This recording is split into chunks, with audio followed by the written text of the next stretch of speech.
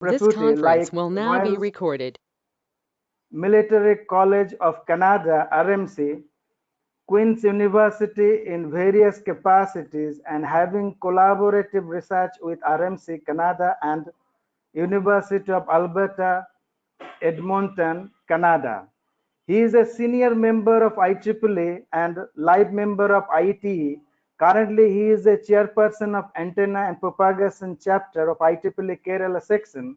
He is also the founding and current chairman of IEEE MTT's Kerala chapter. He has received several prestigious awards, which includes National Scholarship from Ministry of Human Resource Development from Government of India, Outstanding Contribution Award from APMTT Kolkata chapter, Best Contribution Award from Notable Services and Significant Contribution towards the advancement of IEEE and engineering profession from IEEE Kolkata section, and several Best Paper Awards in international conferences. His current research interest includes wireless power transfer, energy harvesting, microwave circuits, engineering material, metamaterial inspired antennas and circuit reconfigurable and multifunctional antennas for modern wireless application, dielectric resonator antennas, and terahertz antennas. He has more than 100 publications in peer-reviewed national and international journal and conference proceedings, and authored 2 books with Cambridge University Press, UK, and Taylor and Francis, USA.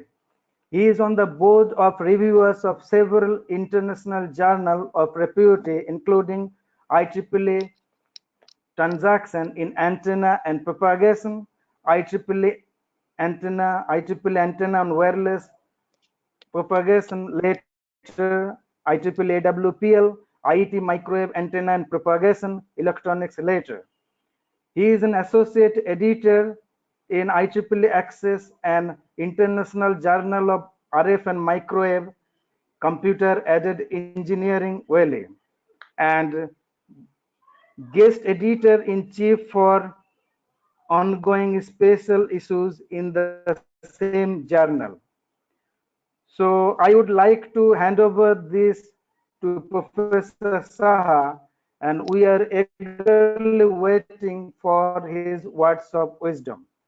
So I look forward to wonderful events to follow. So Professor Saha, please. Thank you, Dr. Sharkar. In fact, I really don't need this much of detailed introduction because I see many of the participants probably know me personally and I know them, most of them very well. And I welcome you all in this particular talk. Am I audible and do you see me also? Can anyone Yes, reply? The yes, yes, organizers? yes, yes. Oh, Yes, yeah. sir. Yes, yes, of course. Please go ahead. Yeah, yeah, I can recognize this voice also. Yeah, thank you very much, Dr. Bhattacharjee. Yeah, so this is a talk which I thought of, sharing to the students, also to the some of the young faculty members who are taking this kind of courses. And as far as my teaching experience is concerned, over the last 1.5 decades, I would say, teaching this particular course, especially for the UG students who have just come into this engineering after 10 plus 2, is most difficult kind of thing. And moreover, you face students of diversified nature. Some of the students are little bit very not so strong in mathematics. Some students are very good and very keen in doing the mathematical things, and as you know, this course requires quite a lot of mathematical background and some physical concepts also. So we teachers face quite a challenging job while teaching this kind of courses. And I have dealt with various kind of students, various type of students in different colleges and in universities. I used to teach in the colleges. In this college also I was there for a couple of years, and then I was at other colleges, and then I taught in Jadavpur University also, and now I am teaching in IIST. So I have gone through, different kind of students of different region also. So I thought like I'll share my experience and how I have modified and I have modulated my teaching techniques while catering to these these kind of courses. So considering these, I have made this title, Effective Learning and Teaching of Engineering Electromagnetics. So it's just my way of interpretation. I know there are other people who might think differently, and probably they will interpret in some other manners also. So before I go into the presentation, those who are not aware of my coordinates, current coordinates, so then I am from IIST Trivandrum, which is at the very southern tip of India, in fact, the extreme south part of the Kerala. And this institute started its journey in 2007 under the leadership and under the thought process which was led by Dr. Abdul Kalam. So there is a story why this institute came up in 2007. At that time, Indian Space Research Organization was facing some kind of difficulty in quality human resource for their project, and then the Prime Minister talked with Dr. Kalam and other space legends, and they came up with this beautiful idea to have a own institute under the Department of Space. So before I go into the details of my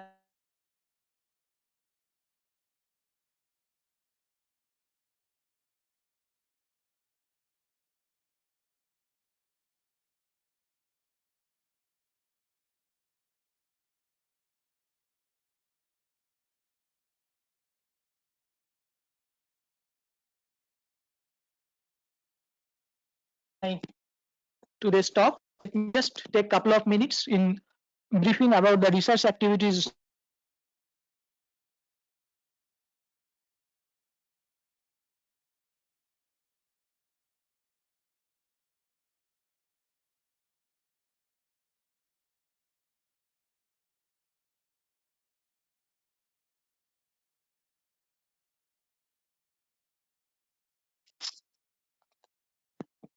Hello, am I audible? Am No, I sir, audible? your voice is not audible. No, sir, your voice is not audible. Yes, sir. Yes, sir. Am I Yes, audible it's now? audible. Yes. Yes, yes. So yeah, please don't play with these mute and unmute. I felt like probably for a second or so I got muted. Okay, keep it as it is. Okay, yeah. And then other thing is the microwave and millimeter wave antennas and the wireless power transfer systems and terahertz kind of systems, which we have started very recently. So these are some of the glimpses of the research activities that's has happened over a decade or so. The printed antennas, but I'll be very fast on this particular part, probably skip some of the slides also, because I'll be coming to how from the very basic concept some of these advanced research topics are linked. So as a beginner you might get little bit overwhelmed how these wideband and ultra wideband antennas and metamaterials and many new terms probably some of you are hearing. So don't get overwhelmed. I'll take you to the very basics of probably as basic as Maxwell's equation or even before that, and then I'll try to link some of these activities. So some of our work are related to some of the modern requirements for wireless applications like cognitive radios. And as you can see, this is a new kind of antenna technology for photoconductive antennas for space applications. So here we are trying to develop some new kind of antennas which will be exclusively for space applications, but there are a lot of challenges and hurdles. I'll skip a couple of slides here.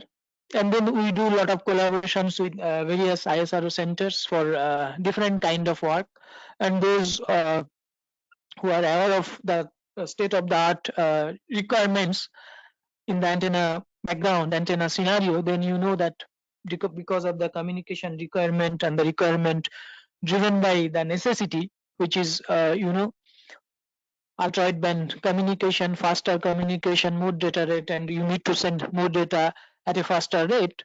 So you need different kind of antennas and wideband and ultra wideband antennas. Then new concept like MIMO and all are coming into picture, and then there are ideas how we can effectively enhance the spectrum uses, spectrum utilization efficiency, what we call, and for that different intelligent radio like cognitive radio and other things are coming into picture. So those who have not understood these slides, for them, I mean to them I apologize, but I just wanted to give you some glimpses of what we are doing, and but I'll try to correlate the next parts that I am going to talk on with some of these activities.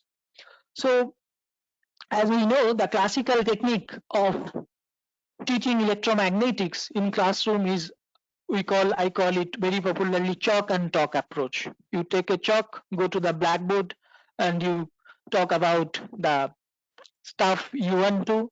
And as far as the electromagnetics is concerned, the students will probably get overwhelmed by a lot of mathematics, a lot of equations, and after deriving equations for hours and hours, finally you'll come to some boundary conditions. You'll apply the boundary conditions and you'll try to make students visualize certain things which probably most of the times are quite obscure.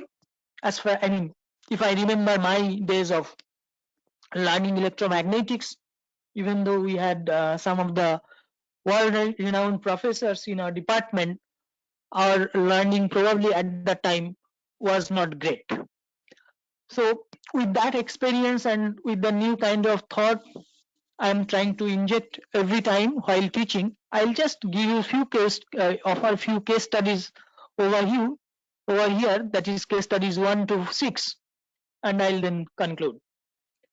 So as you know, rectangular waveguide is one of the very common topics probably taught in 3rd or 4th semester for electronics and communication engineers, and probably in universities also, those who are doing bachelors of BSc in physics or electronics also, you deal with this kind of thing.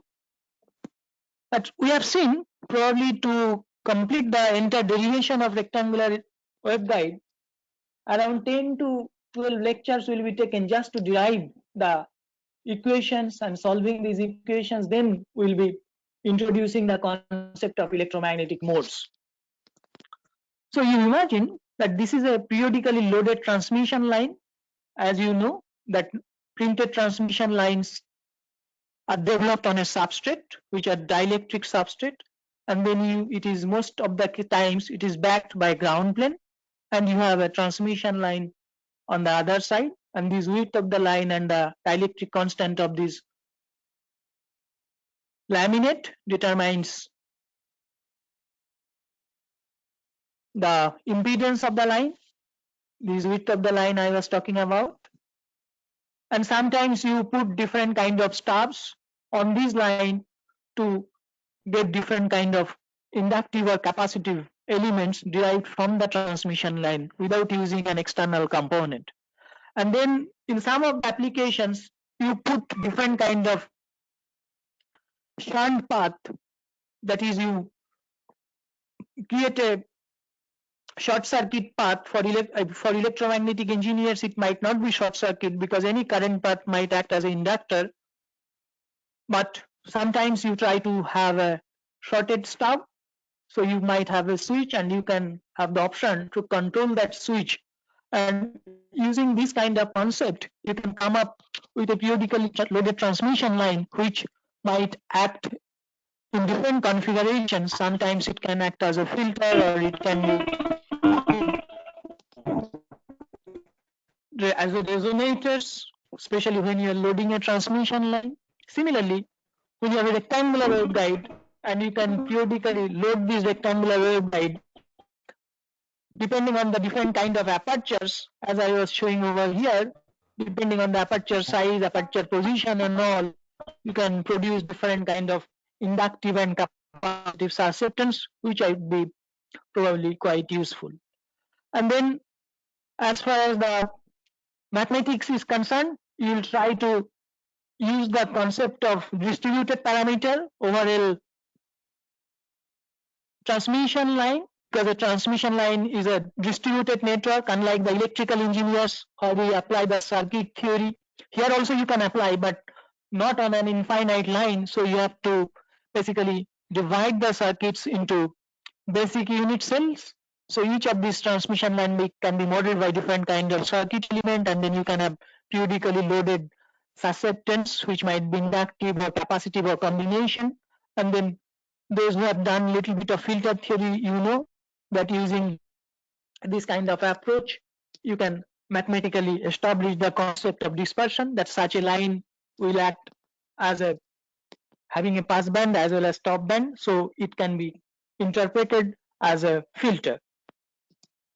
So let me go into the details of the first case study, introducing this rectangular waveguide to the students.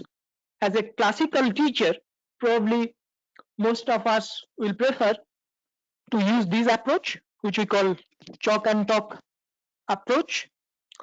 I mean, this is not me, this is a cartoon kind of diagram, and as you know, this is a different kind of transmission lines. Waveguide, this is a rectangular waveguide, this is basically a dielectric slab waveguide, because you know there is no metal outing on it. Then we have a circular kind of structure we call circular waveguide. These are very basic elements, and these probably you understand. There is the inner region epsilon r1, and then you have another region epsilon r2. This is something like optical fibers or that kind of structures. When you try to solve this equation, first you try to, using Maxwell's equation, you try to get this Helmholtz equation kind of thing, and then you try to solve. I'm not going to do this for, over here, because I want to show, of course, mathematics cannot be avoided. We have to do the mathematics, but I want to show how we can teach this. I can, as a teacher, how we can teach this more effectively, and as a student, how you can learn it passionately without thinking that, oh my God, this much of mathematics is involved and how do I go ahead. So first, how we can get attracted in this particular area, and of course then we have to have the mathematics, but we should not initially get afraid or overwhelmed by seeing this kind of mathematics. So you know, after using your Maxwell's equation and then source free region, you will make this divergence of E equals to 0, and then you get this Lorentz equation, and then in a similar manner you can write the Lorentz equation for the magnetic field, that square H plus k square H equals to 0. Probably up to this part itself your professor will take a class, because you know when you are deriving in the board, or probably showing these things in PowerPoint presentation for very beginners is not good. Then you try to solve this equation by a method which is called method of separation of variables. So when you try to do that, you get these kind of equations, and finally you'll be solving this different component of the field, that is the xx, which is the x variation of the field, this is the y variation of the field, and as you are using the method of separation of variables, your total field, the spatial dependence of the field is like this. So this part is indicating, this is generalized equation as of now, because we have not used any boundary condition till now. So this is the x variation, this is the y variation, and we have considered the wave is moving in the z direction, so it has a z variation e to the power minus j beta z, the wave moving in the z direction. In a similar manner, you will get the expression for the electric field, and you will get a similar form of expression of the electric field over here. So here Ez is function of x, this is function of y, and this part is function of z. So this is indicating the spatial variation of the fields. It is not applicable, it is not generic as of now, but we can try to make it applicable for different kind of structures. And now from here, once you have either of the Ez or Az, then you can use Maxwell's equation and you can get the other unknowns, because as far as the the field components are there, in general I can have x, y, z component of the electric field, I can have x, y, z component of the magnetic field also. So in general I can have 6 unknowns. So using this kind of Maxwell's equation, which I have presented here systematically, you imagine that you have one of the components of the electric or magnetic field, that is Ez or Az is known. Then using them and using this set of equations, you can get all other field equations, right? So I am trying to take you to this alternative area. So these are the expression for the electric field Ex, Ey, Hx, Hy expressed in terms of Ez and Az respectively. So if you have the information about Ez or Az or both will not be applicable. I will be coming to why. Then you can get the expression for the electric field in 2 possible modes, which mathematically we call transverse electric mode and transverse magnetic mode. First of all, well, after doing this much mathematics, probably it takes 3 to 4 classes at least, then you come to the observation that if I have Ez equals to 0 and Az equal to 0, then I see that all the field components are vanishing. So such a combination of the field, that is both Ez and Az equal to 0, is not possible. So this basically shows that transverse electromagnetic wave cannot exist in a rectangular waveguide, and that is the also case for circular waveguide.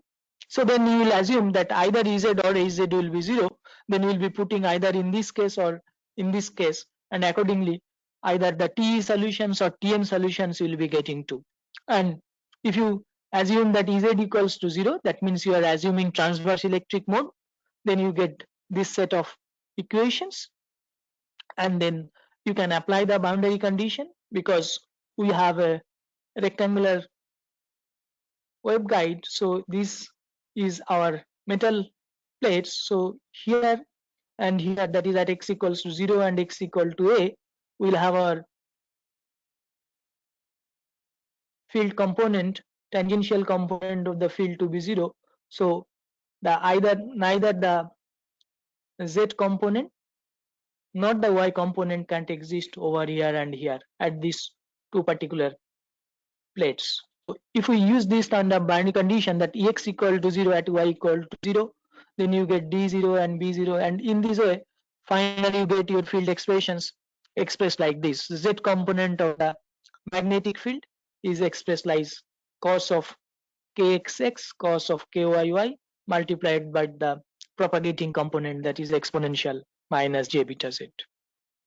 It is already a lot of effort for you, and then you can depend on this boundary condition to get the complete solutions, which is not very user friendly as far as at least for the beginners, because trying to recollect these after this much of mathematics is probably not easy. But I want to show you how we can minimize these mathematics at the very beginning, and how we can introduce these concepts of the modes by going for less mathematics. So this part is identical to what I was showing earlier. That is, you have the expression for the electric field Ex, Ey, Hx, Hy expressed from Maxwell's equation considering Az to be 0, and then you get a similar set of equations. Again you apply the boundary condition over here, and then you get the sin kx a equals to 0 and sin ky b equals to 0, from which you get the wave number x component of the wave number kx equal to m pi by a and ky equal to n pi by b. You are getting?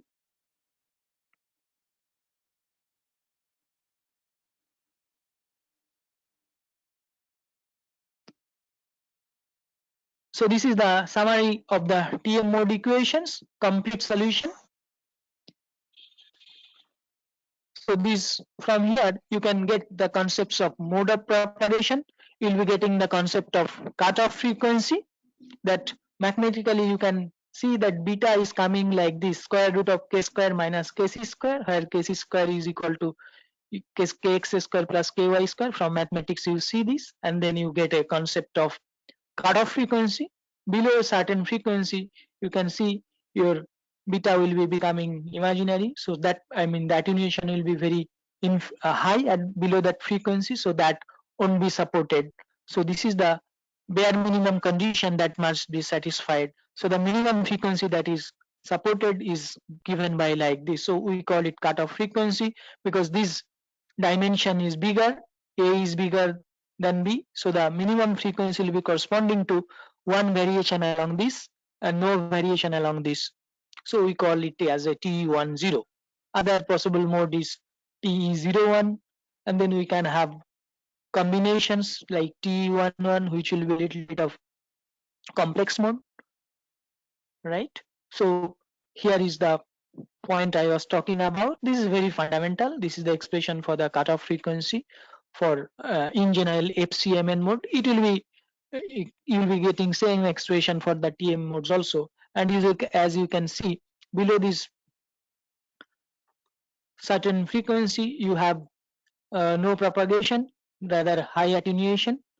And then same thing you can do for TE and TM modes. After doing this much of mathematics, you finally get to this summary of the TE modes. So you have the wave in dielectric medium, and inside the waveguide if you compare, so this is kind of unbounded propagation, free space kind of thing. But when you have a propagation inside a waveguide medium, you have beta given by square root of 1 minus fc by f whole square. So this term is coming. Then you get the expression for the wave impedance in the transverse electric mode.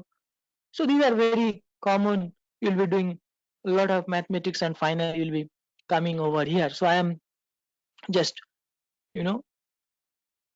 skipping some of the slides because it is almost same, and you get the similar kind of conclusion. So probably till this, if I use the chalk and talk approach, I will take at least 7 to 8 lectures just to introduce to you with these mathematics. And finally, after deriving all these mathematics, we'll be introducing this kind of mode to you. So because I'm trying to draw something over here,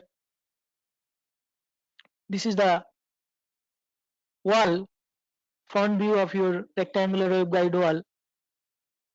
So because we have a boundary condition that electric field should always be orthogonal to a metal surface, so I can have electric field like this, right? I can have electric field like this, or alternatively I can have field like this, right? But because it is a propagating wave, I cannot have constant kind of field, so it will have a spatial variation. So if I choose the first combination, then I might see the field going from bottom plate to top plate like this, because then I am satisfying the boundary condition. But between this point and this point, the field must have a sinusoidal kind of variation, either sine or cosine, dictated by boundary conditions. So at this point, which I can say x equal to 0, and at this point, which I can say x equal to a, this vertical component of the field cannot exist, because if it exists, then it will be violating the boundary condition, because this is tangential component over here. And at the same time, I must have the sinusoidal variation between here. So if I am having a null here and a null here, then either sine or cosine means the fundamental mode means here I will have a maxima. So the first type of mode I was talking about will have a profile like this. That means a null at x equal to 0, a null at x equal to a, and a maxima at x equals to a by 2. So I have drawn these electric field diagram using the physical concept. I did not use any mathematics, but this is, I have taken it probably as a snap from some book or whatever, but this is after deriving all the equations I have shown you. But this can be obtained just from the boundary condition concept. And similarly, as I said, if I choose the blue combination, I can have a field like this also, right? Because it starts perpendicularly from left surface and it gets terminated on the right surface perpendicularly. So if I choose the blue kind of electric field, it's not my choice. I have to excite that kind of field. There I will have a profile like this. So I will have a profile like this. Now it is needless to say that if I have this type of electric field, so it is a sign variation, sign pi x by a probably, and this will be giving me a sign pi y by b type of variation. So this is one of the dominant, this is the dominant mode we call, because a is greater than b. So these will be corresponding to a larger wave compared to this, because this dimension is shorter. So these will be indicating the lowest possible frequency that is supported by the rectangular waveguide. Now when I was drawing this, let me change the color and go back to my first combination. So I imagine, let us assume that this is the wall, and I said that here the field from the bottom plate, it can start and it can get terminated on the top plate. This is one of the options for the field, and the other option is, as I was telling,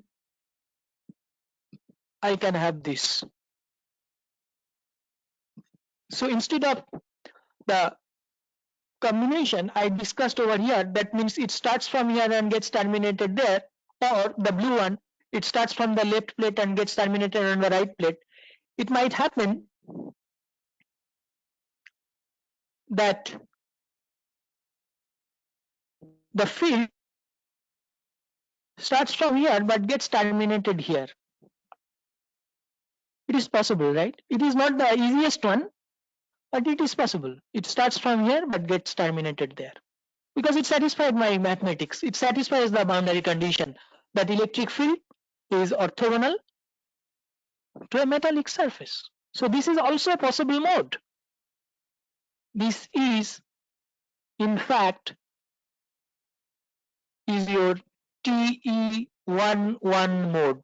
The first two I discussed, the electric field, the red one, which is going from bottom to top and having a sinusoidal variation, is T10, and this one is T01.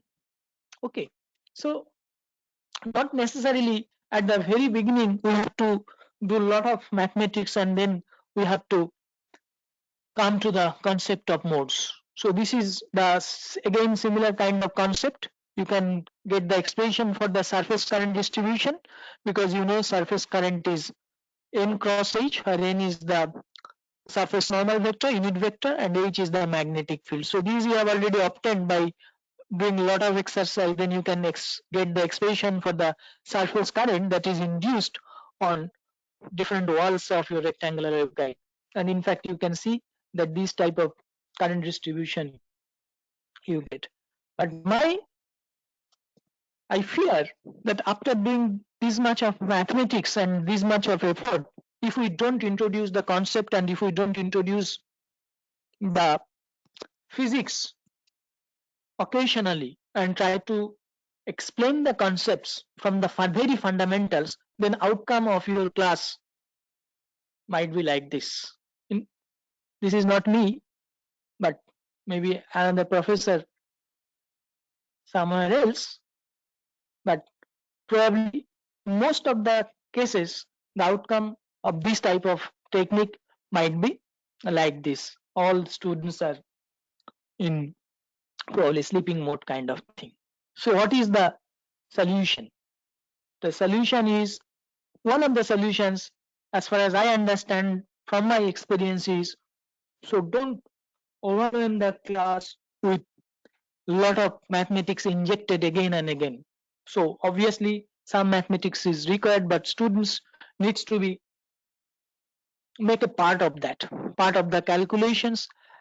And more importantly, if we can derive the concepts from the fundamental, if we can establish the concept with late mathematics, but more of physical examples and all, and if we can use some animations from different kind of EM solver, some of those for which the students version or free version is available, if we can use that, that would be probably very interesting. So what is waveguide? So let's start the class by taking some pieces of waveguide inside the class. So this is, this is the rectangular waveguide. Where does it get applied? This is a transition waveguide to coaxial kind of adapter. So these are different kind of bends. So unlike the electrical engineers or unlike the low frequency engineers, we can't just make a touch and get a current repeated and some other point. For every transition, every connection, every distribution of the power or distribution of the fields needs a proper transition. That's why here it is complicated. It is complicated, fine, but we have to try to present it in a simplistic manner as far as possible. So we might make the class more entertaining, more interesting by taking this type of pieces of the components. And when you can establish some concepts from what students already know, then probably that is the best way to establish a concept amongst the students. So we can probably try to establish the concept of mode from the acoustics knowledge that already is embedded within the students in terms of the string mechanics. If we have a straight string, right, it is fixed at the two ends. Many musical instruments, guitar, and there are many other musical instruments which are string based. So some of the instruments are we call pluck string and struck string. So either you pluck or you struck to make different kind of tones and all. So there also you have a boundary condition because these end and these end are fixed. What is the boundary condition? The displacement over here is 0, over here is 0, and the velocity at these 2 points are also 0. So these are the boundary conditions, and from that you get these different kind of modes. So this is the fundamental mode, this is the next mode, right?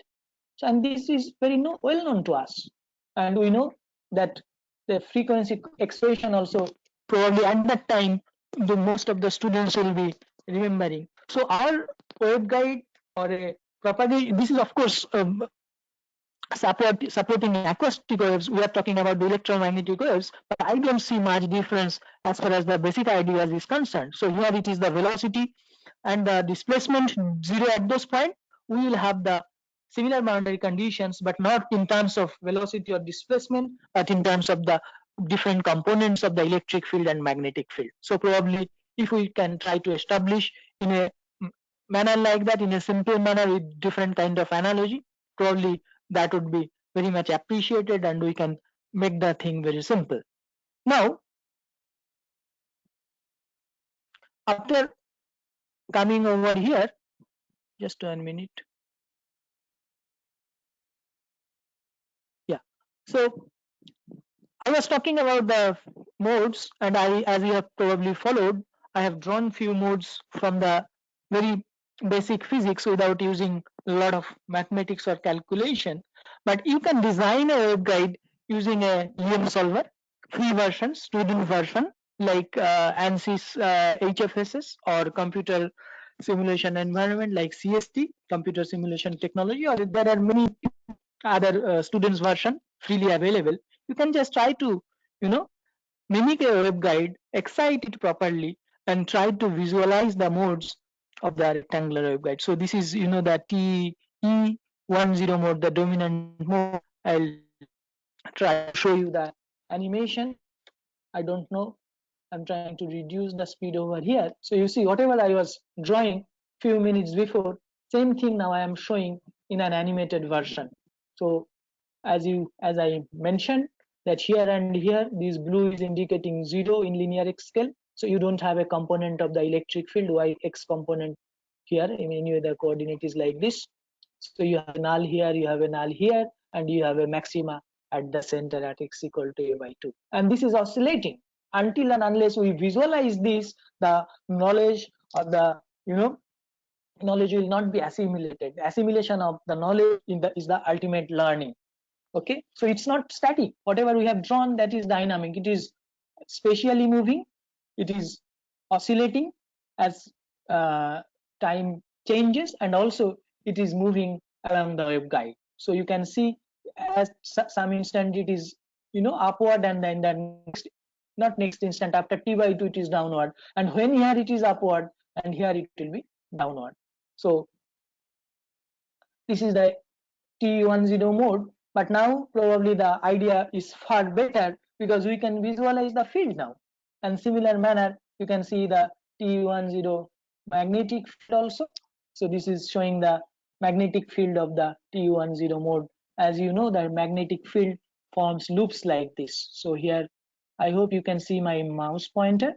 So you see this is forming the loops at some point. Normally when we draw for exam or book, in books you will see the magnetic fields drawn on the front or like this, but actually it is making circles, and those circles are actually moving into the direction of propagation. So this is probably, as far as my understanding is concerned, is user-friendly approach. This is quite interesting. The students are, sometimes some of the students might be a little bit afraid of mathematics, but if you can give them this type of platform where they can produce, they can make this kind of waveguides, and they can see the animated field, then that creates a lot of interest. And from that, this is very basic, and from that you can create a lot of other type of components and all. You can come up with your own design or some interesting project, maybe some a electromagnetic calculator or something like that the students can try to develop. So this is now the transverse electric 2.0 mode. You see, I'm trying to control the speed. In T20 mode, there is one maxima here at x equal to a/4, and there is oppositely directed maxima at x equal to 3a/4. So this is showing the electric field, and this electric field is propagating in the z direction. So this is the electric T20 type of mode, and you can get a much better grip when you try to learn this using this approach. Okay, so you do the mathematics. Sometimes you might get stuck. I am not understanding how this field is moving, how to draw and all. But if you do this, your concept will be probably much more stronger. And I am not, this is the T11 mode that I was drawing. This is the T20 electric, and this is T20 magnetic, similar kind of animation. And this is the, probably this one I can try to show you. This is T11 mode. If you recollect properly what I was telling, that in T11 the field will be starting from here and it will be terminating here, and from here also will be some kind of symmetric around this line. Okay, and with this kind of electric field orientation it will propagate, and this is the view at the side wall. So here visualization, when you try to this with this kind of 3D solver, visualization is completely at a different level. So always try to learn using this kind of approach. And then if you want to see the top wall or side wall or whichever wall you want to see, you can see like this. Even you can see the surface currents induced on the different walls of the waveguide, on the 4 walls of the waveguide. In fact, you will see your current getting distributed like this. So it is like a kind of, one point is like a source, another point is like a sink. Right, so from this point the field is getting distributed, and after λ/2 distance all these are coming here, and over here it is going like this. So these two red points, so here also the current continuity is maintained. So these dotted black lines are actually the conduction current, and then when you see the current over here, it is not conduction current, it is a displacement current. So it's a very beautiful idea. So you can imagine that you have a small fountain over here, and from that point the water goes in the upward direction, and you try to visualize that this wall absorbs that water and then it gets distributed along the four walls.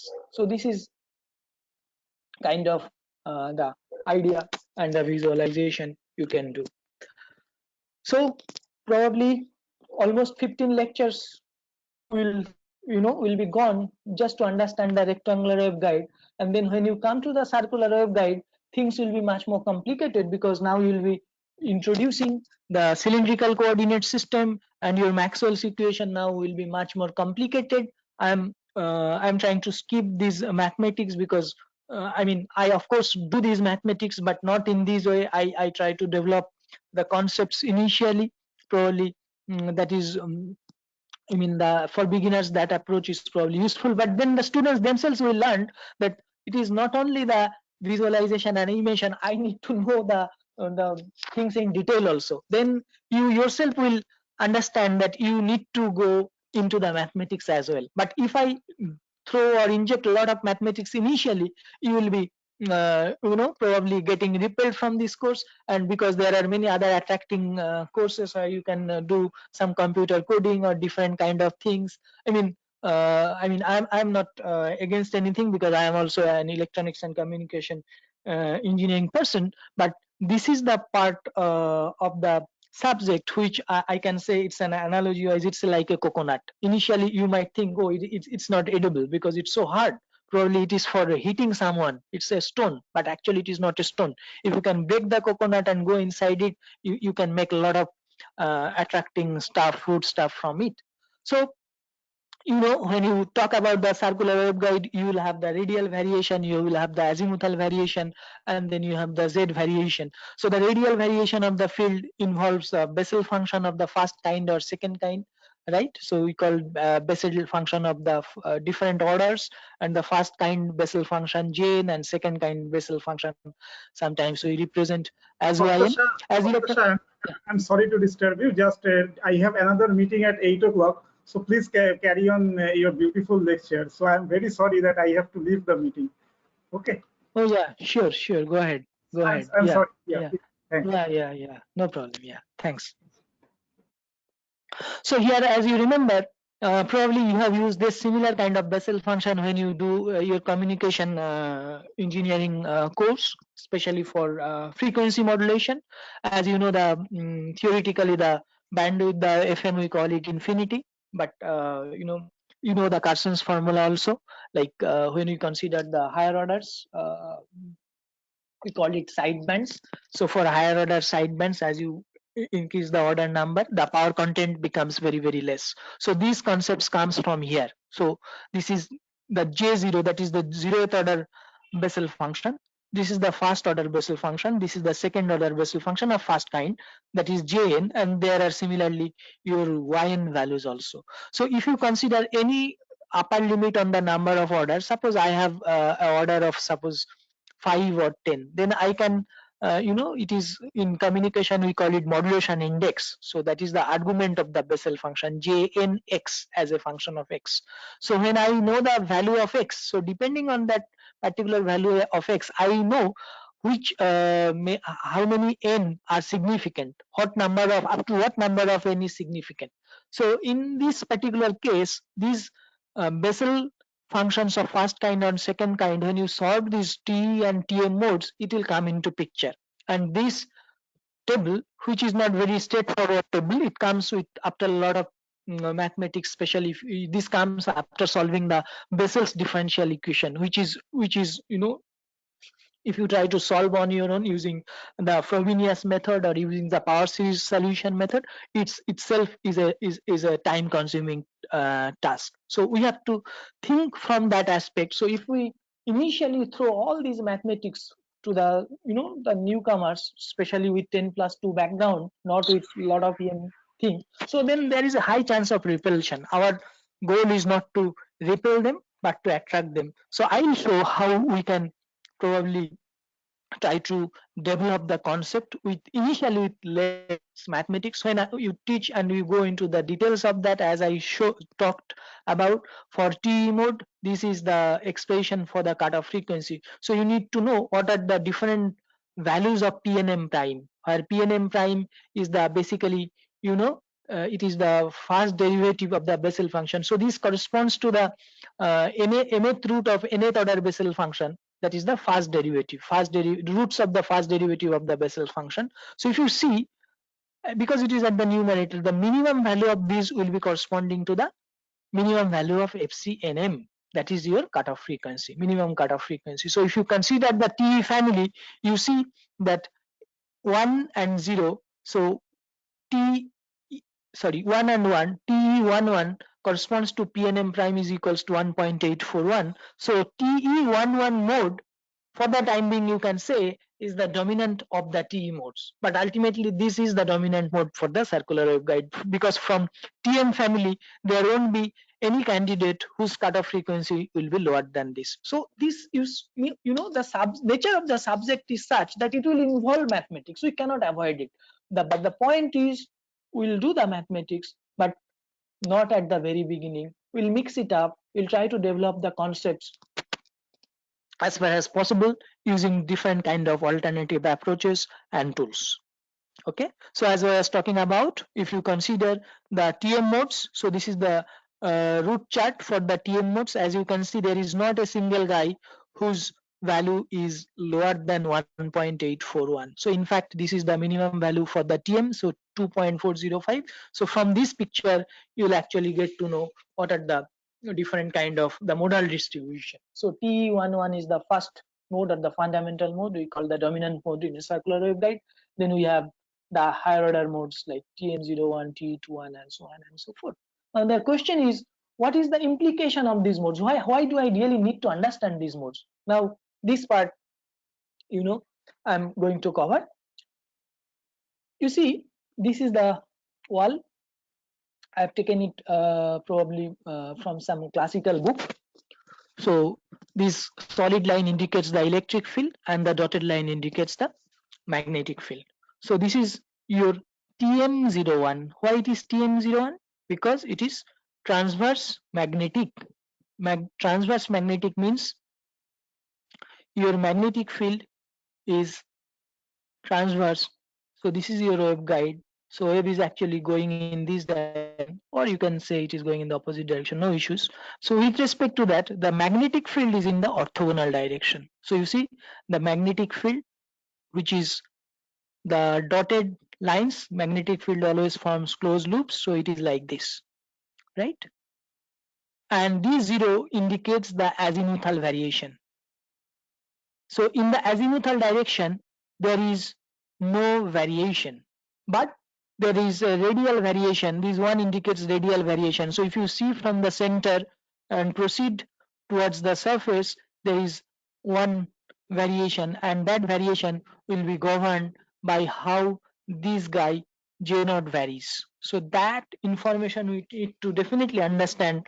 But initially, if I say TM mode, that is the TM01 mode, then the mode is circularly symmetric because there is no azimuthal variation, there is one radial variation. So there will be one full variation from the center towards the periphery.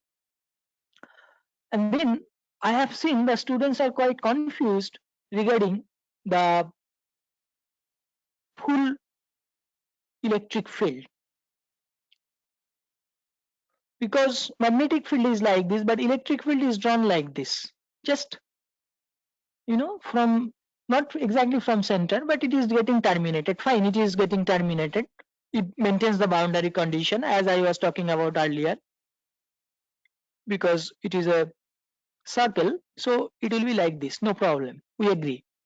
But where it is coming from, if it is terminating like this, where is it coming from? Because it has to have a point from where it is coming from, right? So if you try to visualize on your own, actually this line is coming like this. So from this point of the waveguide, it is starting from the wall coming like towards the center and then going like this. Similarly, this line is actually like this. Okay, so sorry, I mean, I'm trying to do annotation on the screen. Always it's not very good. Anyway, so this is the way we need to understand. So field is actually coming like, and this point are separated by lambda by 2. So when you think in this manner, you get the full picture.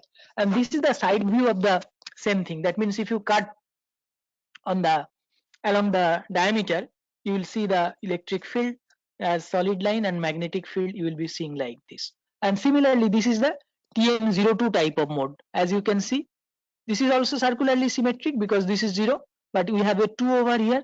So there will be 2 full variation. So you see there is a null here and there is a null over here. In between there is one maxima somewhere here and one maxima somewhere here. So this, where is the maxima and what is the strength of the maxima, all these things along the radial direction, these will be coming from the Bessel's distribution. Okay, so we need to understand from this kind of concept. And when we are talking about the dominant mode, this is the dominant mode, that is your TE11 mode. Now I'll show you some interesting slides. One, I was, quite I myself was confused by some questions from the students that, sir, can you show something or can you tell something in our nearby in nature where the field distribution or the structure is something like this. So the nearest picture that came in my mind is like this, because students are not understanding how these magnetic field are actually forming the loop. Because this magnetic field as of now, dotted line, it is going like this, but how it is closing the loop? Actually, it is going inside, and from there it is forming a loop like this. So if you try to take an example from nature, so as you know that banana tree, the stem of the banana tree, I mean the inner part we eat also, but if you see the layer, I mean not the edible part, just the outside layer, it is actually like this. So its orientation is something like the magnetic field in your T11 type of mode. Okay, so this one is the straight, but the next one onwards, it is curved.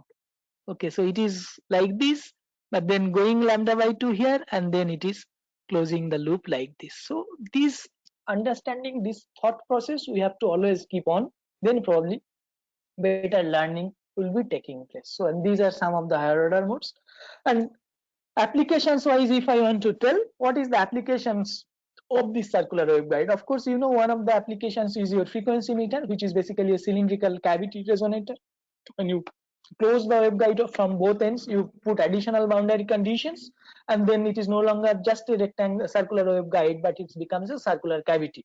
So then you will be putting another boundary conditions, and then the frequency of this cavity resonator and its quality factor will depend on this height of this particular cavity.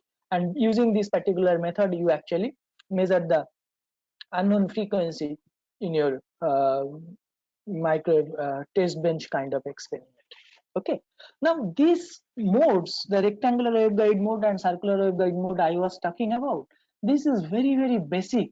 It might be very, very basic, but it is so interesting and it has so profound applications. When you really work on different kind of systems, you can't imagine till what level it has application. So I am right now showing a application, I mean choosing proper mode and exciting those particular modes for satellite tracking applications. This is called monopulse tracking kind of applications, which is a very useful technique for tracking some of the LEO satellites. Now, just now I was talking about the TE11 mode. Okay, so you see this is the TE11 mode, which is taken from a commercial solver. While after designing this, of course, this is probably from CST. As I was talking about, you can see this electric field, I mean strength will depend on the color, but as you can see, it is somewhat like this. Okay, so this is the electric field distribution for the TE11 mode, and this is for the TE01 mode. Why I am saying it is 01? Because you see there is no azimuthal variation, but there is a one radial variation from here to here. When you go, you see there is a maxima somewhere here. So this is the TE01 type of mode, and then this is TM01 mode, and this is we call it a higher order mode, then it is called TE21 mode. Because it is TE21, the first two in the TE21, the first two indicates the azimuthal variation. Okay. So if this is azimuthal variation, and you understand azimuth variation means what, I am coming from here to here. So that's it. So from phi 0, I have come back means I have come back to phi equals to 2 pi. So because it must be periodic, that means whatever field I get for phi equal to 0, I should get the same field for phi equal to 2 pi, or at phi 30 degree and phi 390 degree I should get the same value. That means the azimuthal variation must have a trigonometric variation in the form of cosine or sine. Now cosine and sine are basically same, because if you rotate your coordinate system by 90 degree, that means from where you set your reference, so cosine and sine will be basically same. So when I say 2-1 mode, that means here I have 2, so cos of 2 phi. So if you say cos 2 phi, that means at phi 0 you will have a maxima, and phi 90 also you will have a maxima. So this point is a maxima, this point is a maxima, sorry, phi 0 and phi 180, and phi 90 also you will have a maxima, because you have a 2 over here and here you have a maxima. So you have 4 maxima, and then in between you will have nulls. Why? Because when you have phi equal to 45 degree, here you will have a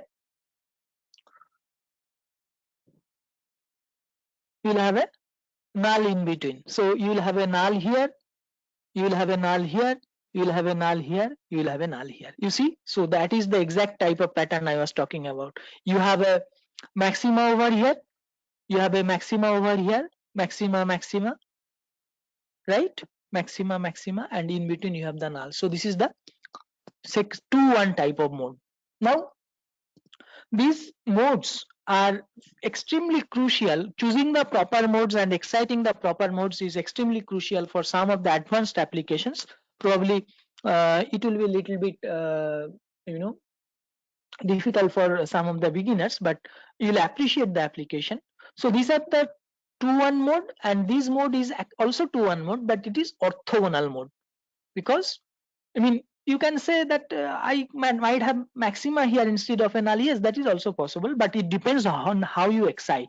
So this type of mode is called the orthogonal mode. So this is TE21 mode, and this is the TE21 star mode. Okay, so these two are basically same. In fact, you can excite both of them also, but you know, by having proper probes at different locations. So you will have, if you excite at this, I mean, if you track, or if you get it from these 4 points, you will get the TE21 mode, and if you get from these 4 points, then you will get the TE21 star mode. And if you excite a cylindrical waveguide with this kind of mode, and finally, of course, a waveguide is not a radiator, but if you can convert that waveguide into some kind of antenna, suppose I have a waveguide, but I gradually flare it into a funnel type of structure, which we call a horn antenna. So then it can start radiate from this open end of the structure. So you can show by your analysis and little bit of antenna physics, of course, that for this mode, which is TE11 mode, the field pattern is like this. So along this axis of the waveguide, you have a maximum. Whereas for these two modes, which is this is TE21 mode. For 2-1 mode, if you see properly here, so you have a null along this. So here actually it is like this. I don't want to disturb this one, but if you take a 2D card, it is looking like this, and this is the waveguide direction. I mean, this is the waveguide direction.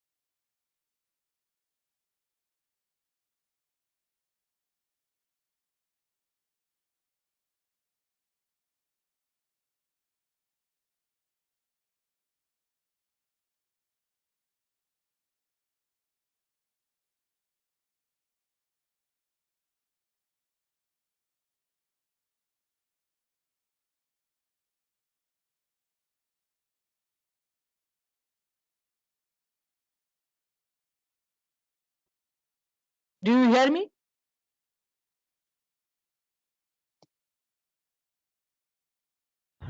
Hello, am I audible? Yes, sir. Okay. Yes, sir. Yes, sir. Yeah.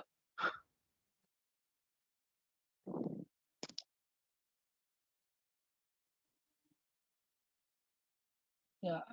In between, there was any disconnection? I felt like there is Yes, some sir. issue. Yes, sir. Yes, sir. I think Yes, you sir. have some network error, sir. Uh-huh. I think you have some network problem. Yeah. Okay. I hope this will be fine now. Yeah. But I have gone back to the first slide again, but I have to go back there anyway. Dr. Sarkar, how much more time I have? Sir চলে গেছে sir, মানে network প্রবলেমের জন্য join করতে পারছেন না। Okay. So probably I was somewhere here. No, I have covered all this. Sorry, I could have just see from that other way. Anyway, I was discussing this. So I was talking about this concept that you have to choose this mode is T11 mode. It will give you a maxima along the waveguide axis, along the antenna axis, of course, and then these will be giving you a null. And this concept is very useful for some of the satellite tracking applications. So when you put the main antenna which collects the data, we call it sum. It is like this, and there are 4 other tracking antennas which are kept like this. And when you excite the proper modes, I mean some of the very fundamentals I was talking about, you can use this for satellite tracking application. So whatever we learn as a fundamental thing in our courses, it has very interesting applications in all corners of engineering electromagnetic. So if you see, that is what I was talking about. This is the radiation pattern from these cylindrical kind of horn antenna when it is excited in a TE11 type of mode.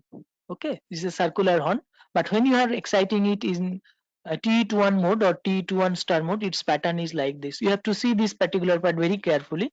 You have a null along this, and these actually sits at the focus of your paraboloid reflector.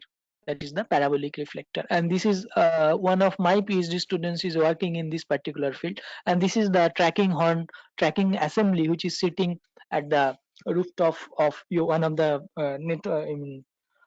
remote sensing centers. This is at NRSC Hyderabad, National Remote Sensing Center, Hyderabad. Very recently, I mean, this was designed and fabricated in collaboration with them, and very recently we have published it in IEEE. Anyway, so this is the very fundamentals I was talking about. In fact, some of these modes has applications for dielectric resonators also, because dielectric resonators, especially the cylindrical dielectric resonators, here the similar kind of concepts as I was talking about for circular waveguide or circular cavity will be applicable. Only thing is, along Z direction, you won't have a very strict boundary because there is no metal in a dielectric resonator along Z axis. So there will be a delta kind of thing where delta is close to 1 but less than 1. So these are some of the fundamental modes. T01 del mode, the top view, and this is the side view for the dielectric resonators. And then this is a hybrid mode. This is the next mode, TE01. I said delta close to 1. So this mode is TE01, then 1 plus del mode. So when it is 1 plus del mode, that last suffix is actually indicating Z axis. So along Z axis, you have now close to 2 maxima. So you have one almost a maxima kind of thing over here and another maxima over here. But in the previous case, you had just one maxima. I am saying close to one maxima means because delta, it's not completely accommodated. It is not completely accommodated. So if you compare with a cylindrical waveguide, in a cylindrical waveguide, it will be completely adjusting between Z axis. I mean the component of the field at this wall and this wall will be 0. But for dielectric resonator, it will be something like this. So it will have a little bit of tail extending from here. So that's why we say delta slightly less than 1. 1 means one half wavelength has to be accommodated between these 2 points. And delta means delta close to 1 means the entire half wavelength is not adjusted. Say 90% of the half wavelength is adjusted. Then we say delta equal to 0.9. Okay. So like that. So this is the next order mode.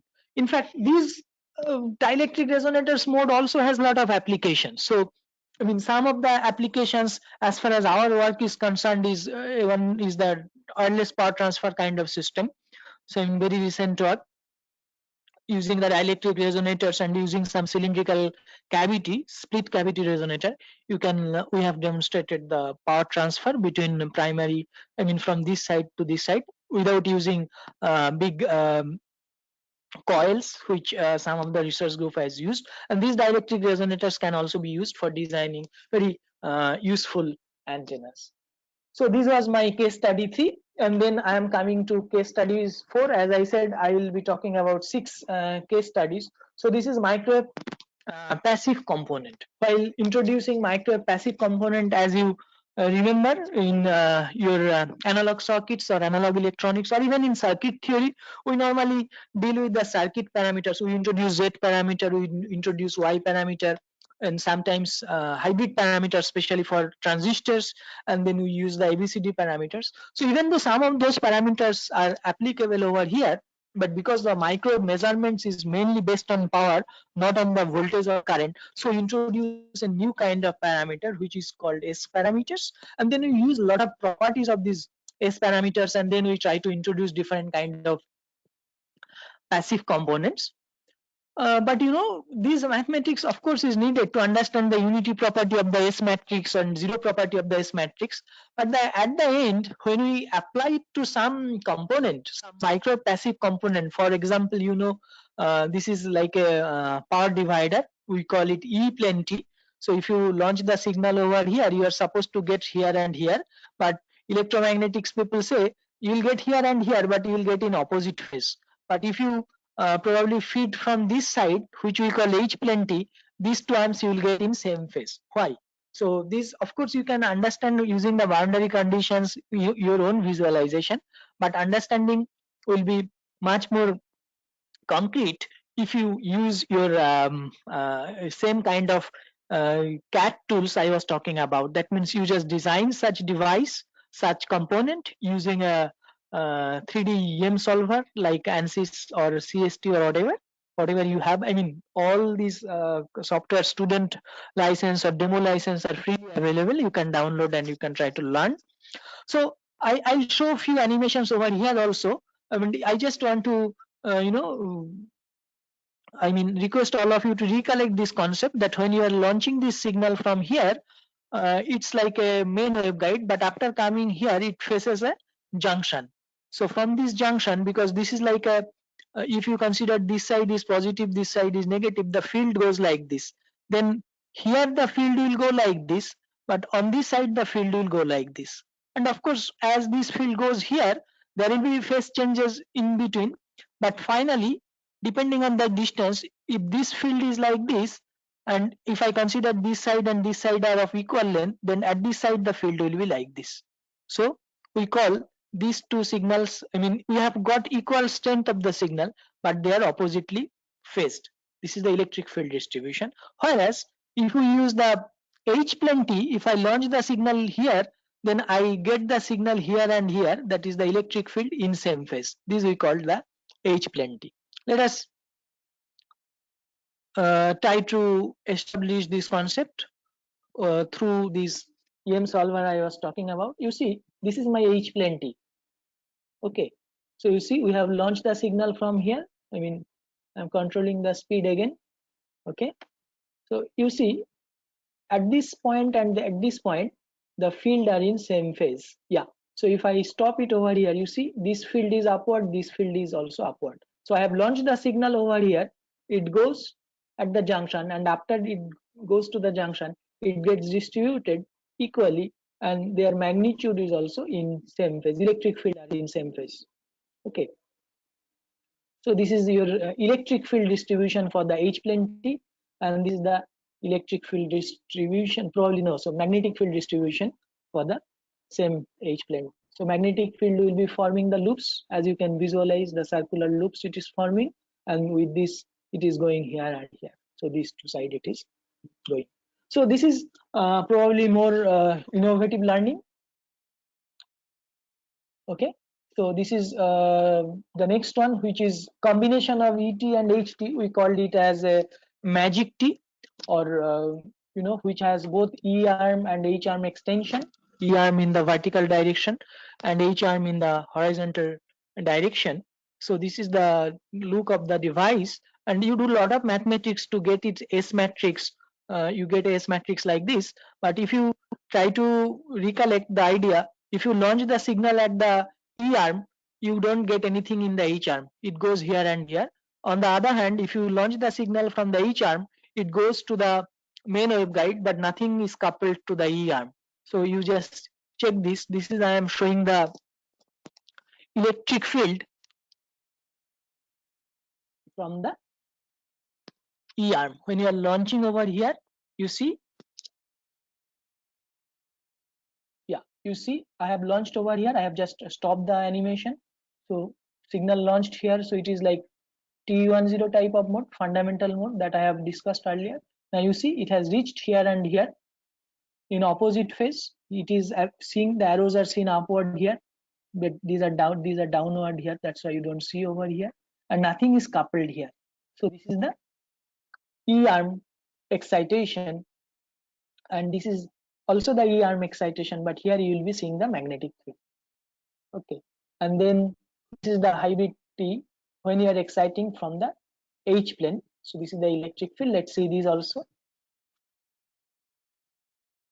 So you see, when you are launching from here, that is the H arm, it goes here and here. Try to see these two sides simultaneously, here and here. Try to have a look simultaneously. So it should be both up at a time, and then next T/2 both should be down like this. Okay, yeah. So this is the E field, and associated magnetic field also you can see in a similar manner. Okay, yeah. So this is the microwave passive component. Next, I'll be showing you some ideas regarding the circular polarization.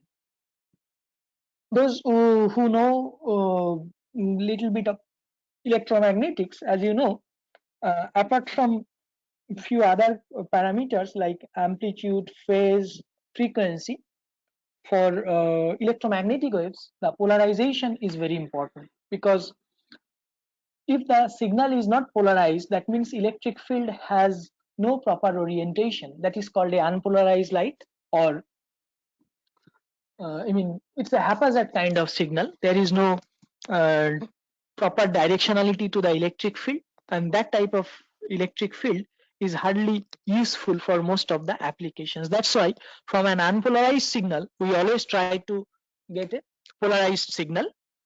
Using different kind of crystals. The optics people call different kind of crystals. There is Lloyd's mirror, and there are other kind of special crystals which can create a polarized signal from the unpolarized signal. In EMs also, we try to create the polarized signal from the source itself, but there are techniques to change the polarization also. So when we say a linear polarization, that means electric field will always be oscillating in a single plane. So here the electric field is always along x-axis. So you see, as far as my diagram is concerned, so the wave will be moving in the z direction, because it is a e to the power minus j beta z, and it goes like this. It is a linear field. This is also a linear field. It is oriented along y. If I have both the component x and y, but if they are in phase, then still it is linearly polarized, because it is inclined. This is x component, this is y component. If I have something in between, then I have both x and y component, but it is still linearly polarized signal. If I have two components like this, I have both x cap and y cap, but these two components has a phase difference. As you can see, the x component is if you consider these as a reference phase of 0, then this has involved a minus j, and minus j means it is lagging by 90 degree. So here I have two components of the electric field. One component is X component, another is Y component. So I have two orthogonal components equal in magnitude because both amplitude is E0, but there is a 90-degree phase difference. So such a electric field, if you see its time variation, it will be oscillating along a circle. So tip of the electric field will be rotating along a circle, and seeing the sense of rotation, we call it a right hand circular polarization or clockwise rotation. Here the axial ratio, which is basically the ratio of the two component of the electric field, because both the component are same, it is 1 over here, and in log scale it will be 0 dB. So axial ratio 0 dB means we call it as a perfect circular polarization. So this is also something like this, but here instead of lagging, the Y component is leading because it is plus J. So this is also CP, but it is a opposite sense of rotation it is having. So we call it left hand circular polarization or counterclockwise circular polarization. The axial ratio again is 1 and it is in 0 in dB scale. And then this is the elliptical polarization. The axial ratio is √2 over here. Why it is elliptical? Because it has two components. It maintains the 90-degree phase difference idea, but the two components amplitude are not same. One is E0, another is E0 by √2. So the ratio major by minor, major semi-major to semi-minor ratio, that is the not ellipticity, but that is called axial ratio. Ellipticity is related, of course. So this is √2. And if you take it in log scale, the power component, then it will be 3 dB. That is one component of the electric field will be carrying double power over the other component of the electric field. So that is the implication. And in this case, the axial ratio in linear scale is 2. That will be indicating close to 6 dB for your log scale. Now, if I want to excite a circularly polarized signal from a basic antenna, so this is a very basic antenna which we call microstrip patch type of antenna. So you see here I have launching a signal through this transmission line, which is basically a 50 ohm transmission line. Then it goes from to this corner of the patch, and also it goes to the other corner of the patch. So it acts basically a 90-degree delay line, because this line is longer by lambda by 4. So here whatever be the signal of the phase, if this phase is 0, then this phase will be minus 90 degree, because this is a longer line. This is a longer line, so it will be divided, the signal will be divided. You have to maintain the proper impedance ratio to make the division equal. So you ensure that you have excited this current and you have excited this current. So these two component of the current, this current will flow in this direction, and this current, which is same in the magnitude but 90-degree phase retarded, will be flowing in this direction. So these two together will give me a right hand circular kind of polarization. And this is one of the examples for some applications, of course. So by doing some changes in the geometry, you can produce a circularly polarized antenna using a single feeding technique, unlike the one I was talking about. Here two component of the electric field will be excited because of this truncated corners, whatever. I'm not going into the details of that. And this is the 3D radiation pattern of that kind of antenna. As you can see, it's a broadside radiator having a maxima in this direction along the perpendicular to the plane of the antenna. Such an antenna is called microstrip patch antenna. Most of you might know, but even if you don't know, no problem, because my idea was to give you the concepts, how the CP concept is evolving and how it gets applied in this kind of environment. And then when I just defined the axial ratio. So when you see the axial ratio over space, you have to make sure that theta 0 means in the vertical direction, just I showed now. So at this point, the axial ratio is definitely less than 3 dB. I mean, the range of angle for which this axial ratio is less than 3 dB is very important. For this particular antenna, the axial ratio band beam width is 170 degree. 170 degree means it is almost like this. So over a wide observation, 170 is even larger than this. Over a wide observation like this, my antenna radiates a beautiful circularly polarized signal, and this circularly polarized signal is very useful for many applications, especially for receiving antenna kind of applications. Now I'll just a minute.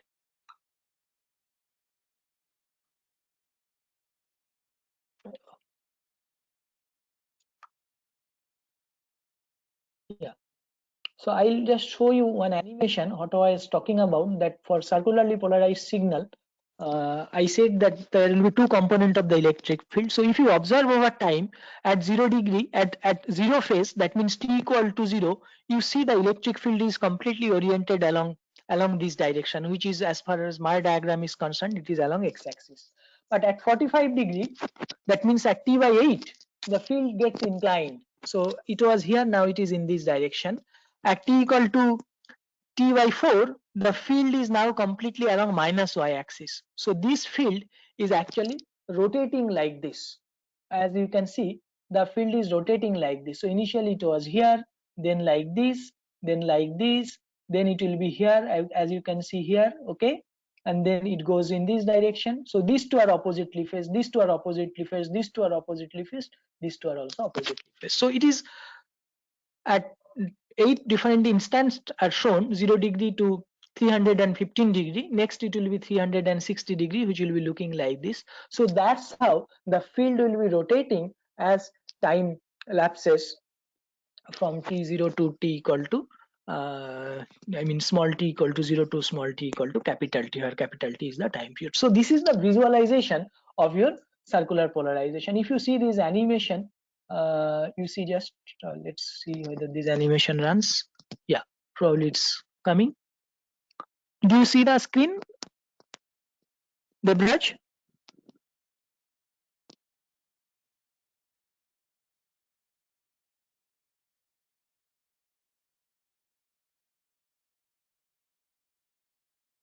Screen?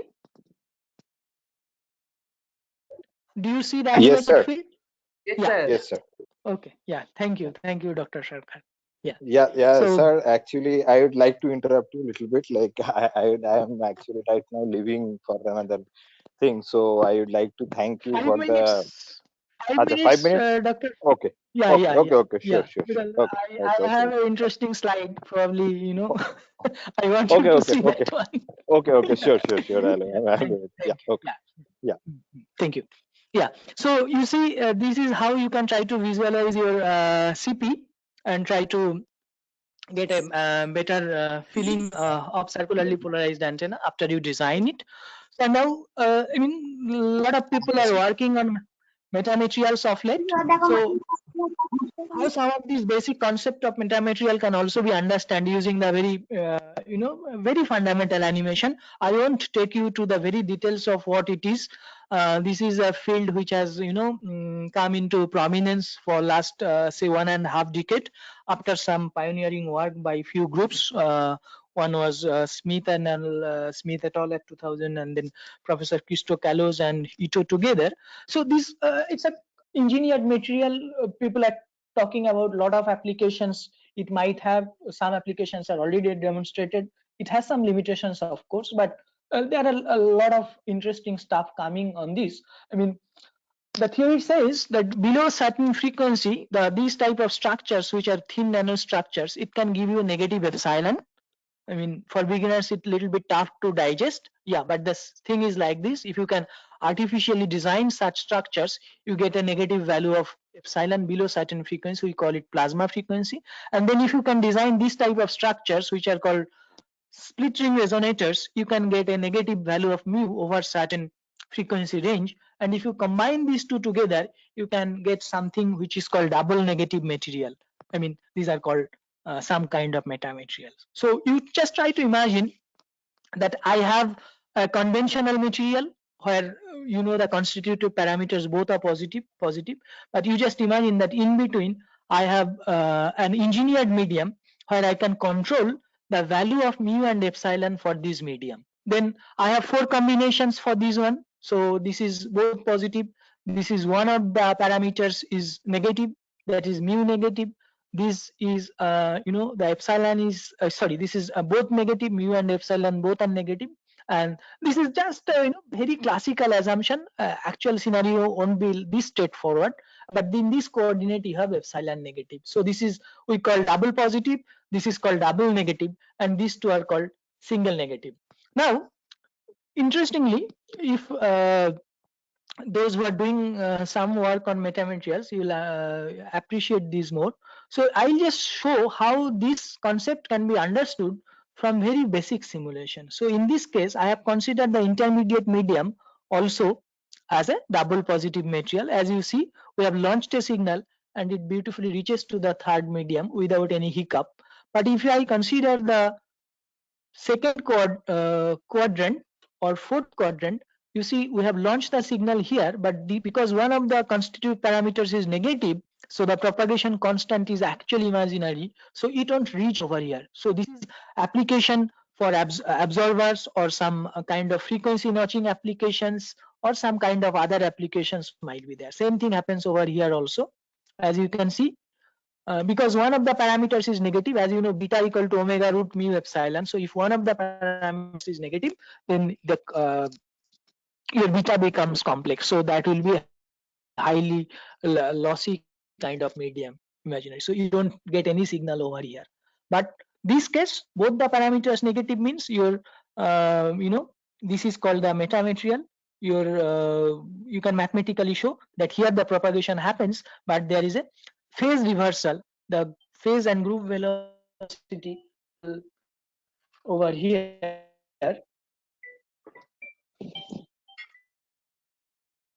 Sorry.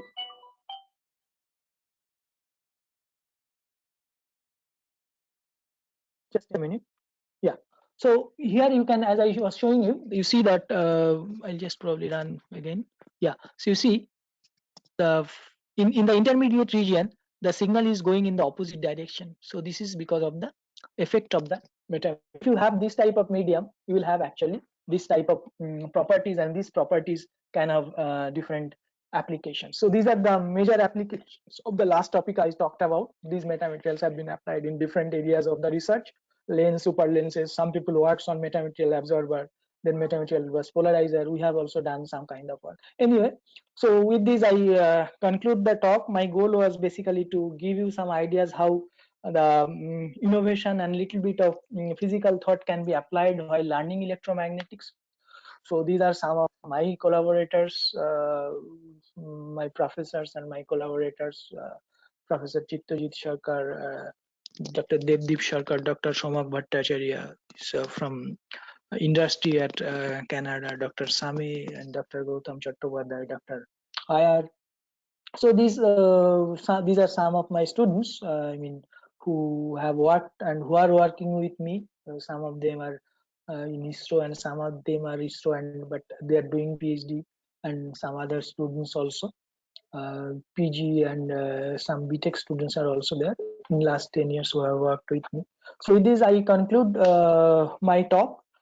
These are some, I mean, these are the two books which are, this book is actually based on my teaching experience, and I started this work in 2012, but somehow I got late because I'm not dealing with this teaching part no more, but this has been published last year. Anyway, so these might not be very useful for the students. I mean, for these antenna book might not be very useful for the UG students because this is a advanced research level book.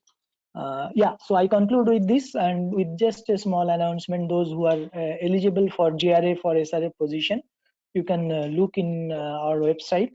There are some opportunities for some students, those who are get qualified and who are looking for PhD positions or junior research fellow or senior research fellow type position. Yeah. Chittajit Sarkar, you can take the podium and you can control the queries. Chinmay sir, can you hear me? Yeah. So yeah, so I could understand what slide you are talking about, and well, a very nice presentation, and I think it's particularly very suitable for people like me who are just like at the beginning stage of their career and want to like work on this teaching part. Like, so I got lots of cues and lots of ideas which I would like to implement later on. So thank you once. Yeah, thank you once again. Yeah.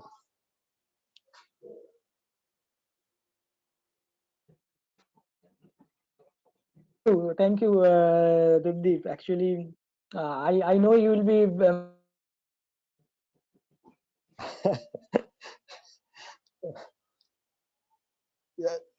I think I'm probably losing you and your voice is not audible to me. So I think I will talk to you later on this. And yeah.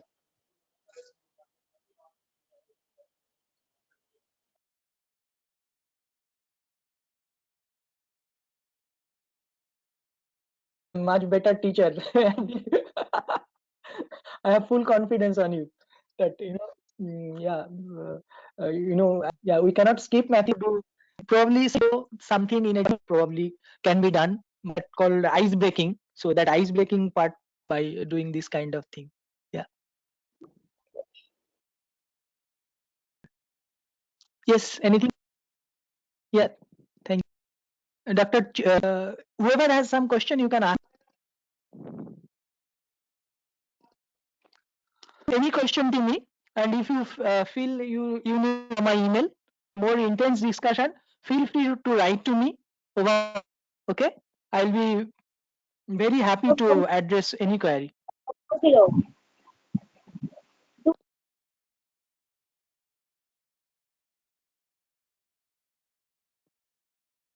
Hello.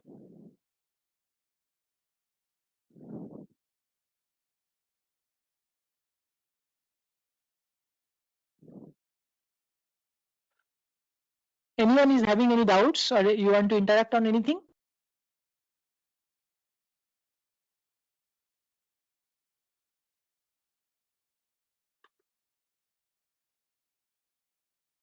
Hello.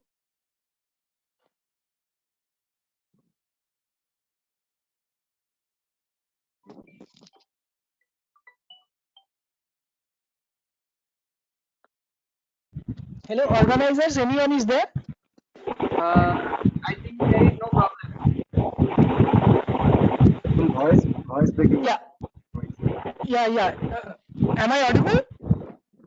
Yes, sir. Yes, Yes, sir. sir. Now, sorry. Yeah, so Chital, you can moderate the question answer. If anyone is having any doubts, I can address. Otherwise, you can conclude the session. I think sir is not here. Sir has some network problem. Okay. So I again open it to everyone. Anyone is having any doubts? যদি কারো বাংলায় কিছু প্রশ্ন থাকে বাংলাতেও প্রশ্ন করতে পারো।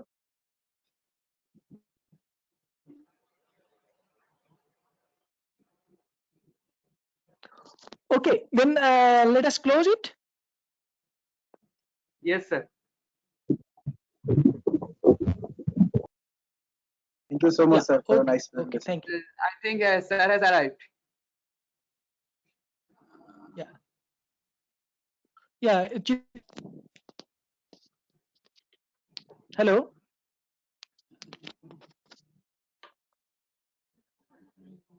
No, sir is offline. Okay, you can close the meeting and I again repeat. Yes. Hello.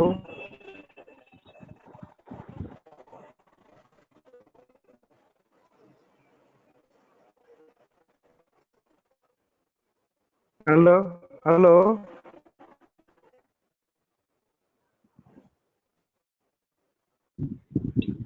Hello, sir. Hello. You are audible, sir. Hello. Thank you, Dr. Chittada. Shah, for your wonderful talk. Okay, so let us close the meeting and I once again repeat. Hello. Person, please write to me. Yeah.